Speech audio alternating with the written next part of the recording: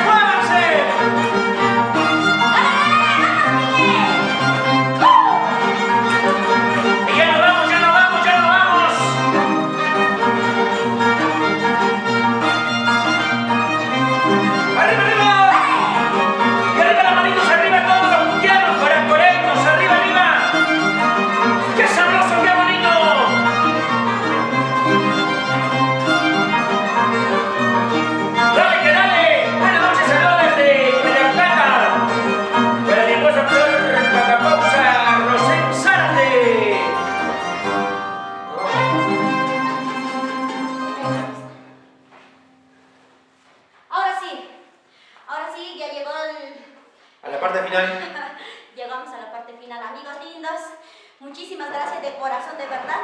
Agradecerles antemano, mis amigos, paisanos, mis amigos lindos seguidores, fans de tu amiga Berberita de Parinacochas. Gracias por compartir, gracias por sintonizar esta transmisión. La hemos hecho con mucho cariño para todos ustedes. Y en otra oportunidad, pues vamos a estar transmitiendo con nuestro marco musical completito. Desde un escenario, por supuesto, claro que sí. Así es, muy pronto, mis amigos, muy pronto. Ya nos vamos a la capital, Lima. Y pues, no, vamos a estar como antes, vamos a poder trabajar tal vez más adelante. Con cariño, con amor. Tu amiga Berberita de Parinacochas. Siempre les llevaré en mi corazón. A toda mi gente linda que de las redes sociales, que día a día nos dice Berbenita. Gracias por sus mensajes, por sus llamadas. Muchísimas gracias, amigos. Conmigo será pues hasta próxima transmisión. Y pues les quiero muchísimo. Cuídense. Un beso grande para todos ustedes. Un abrazo fraterno de parte de todos los elegidos del escenario para cada uno de ustedes. Arriba Coracora, arriba Puquio, arriba Pausa, arriba todo Ayacucho. Ayacucho, te quiero mucho. Un fuerte abrazo para cada uno de ustedes y a cuidarnos, a seguir cuidándonos en casita. ¡Chau, chau! ¡Nos vemos!